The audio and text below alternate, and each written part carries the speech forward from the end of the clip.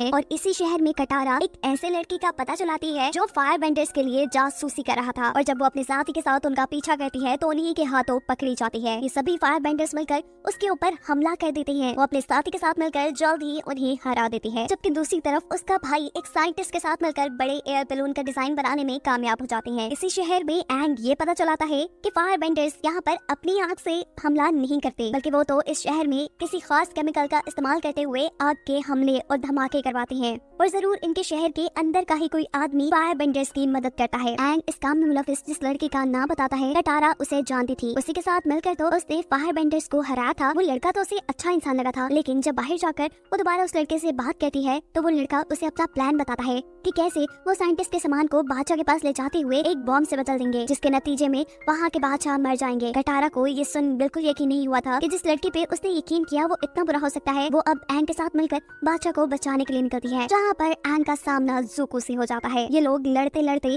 शहर की तरफ आ जाते हैं। जुको जब अपनी फायर से एंग पर हमला करता है तो यहाँ शहर में आग लग जाती है, जिससे एंग अपनी एयर बेंडिंग स्किल्स की मदद से बुझाने में लग चुका था। अर्थ बेंडर्स को भी यहाँ फायर बेंडर के आने का जब पता चलता है तो उनके सिपाही फायर बेंडर को पकड़ने के लिए आ जाते हैं। और तब जुको के अंकल इन सभी सिपाहियों के सामने अपनी फायर बेंडिंग की स्किल्स दिखाते हैं ताकि इन सबका ध्यान प्रिंस जुको की तरफ जाए ही ना, जिसके नतीजे में अंकल और एंग दोनों ही पकड़े जाते हैं। इसी दौरान फायर बेंडर्स का जब एक साथी बादशाह को मरवाने के लिए बम वाले एक बॉक्स के ऊपर आग से जले एक तीर से हमला करने वाला होता है तो कटारा अपनी वाटर बेंडिंग स्किल्स का इस्तेमाल करते हुए उस तीर को बुझाकर बादशाह की जान बचा लेती है। यहाँ कटारा का भाई साइंटिस्ट से पूछता है कि तुम बादशाह के खिलाफ ही काम क्यों कर रही हो, जिस पर वो जवाब देता है कि ये करना मेरी मजबूरी है। फायर बेंडर्स ने मेरे बेटे को मारने की धमकी दी हुई है। कटारा एंग से कहती है कि सारी बातें छोड़ो, हमें एंग को बचाने के लिए महल में जाना होगा। और साइंटिस्ट महल के खुफिया रास्ते के बारे में इन दोनों को बताता है जो जेल तक जाता था। सीन कट होकर हमें एक पास्ट का सीन दिखाया जाता है। 100 साल पहले जब एंग छोटा था उसका एक दोस्त हुआ करता था, बहुत ही अच्छा,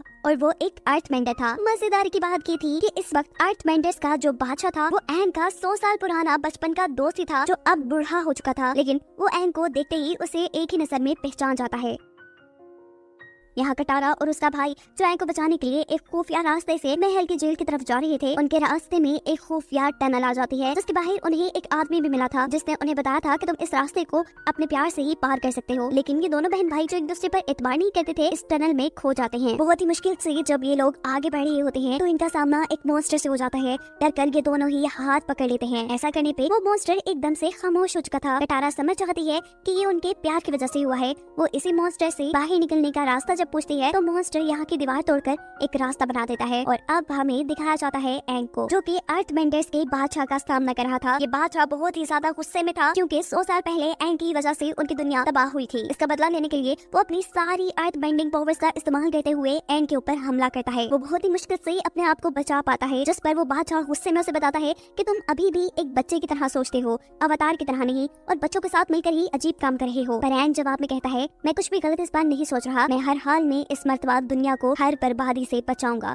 और इसमें मुझे तुम्हारी जरूरत भी पड़ेगी। ये सुन वो बादशाह खुश होकर उसे छोड़ देता है। दिखाया जाता है कि जंगल से गुजरते हुए जुको के अंकल को जिस नई जेल में ले जाया जा रहा था, रास्ते में ही जुको अर्थ बेंडर्स के सिपाहियों पर हमला करके अपने अंकल को छुड़वा लेता है। और हमें पास्ट का एक सीन दिखाया जाता है जिसमें हमें जुको और उसके अंकल के रिलेशन के बारे में पता चलता है। जुको ने उनका एक बेटे की तरह ख्याल रखा और जब जुको को अपने फादर की तरफ से अवतार को ढूंढ लाने तक उनके इलाके में ना आने की सजा दी तो तब अंकल ने उसके साथ आने का फैसला किया और तब से अब तक ये लोग साथ थे। ये दोनों मिलकर सभी सिपाहियों को अपनी फायर बेंडिंग स्किल से मार गिराते हैं। जबकि दूसरी तरफ हमें दिखाया जाता है कि एंग और कटारा दोबारा वाटर बेंडर्स के इलाके के लिए निकल चुके हैं। यहाँ पर एंग कटारा से कहता है कि तुमने जल्द ही वाटर बेंडिंग काफी अच्छे से सीख ली है, जिसका जवाब कटारा देती है कि मैं अपनी वाटर बेंडिंग स्किल्स को अपनी दादों की किताब की मदद से बढ़ा रही थी। इन्हीं बातों के दौरान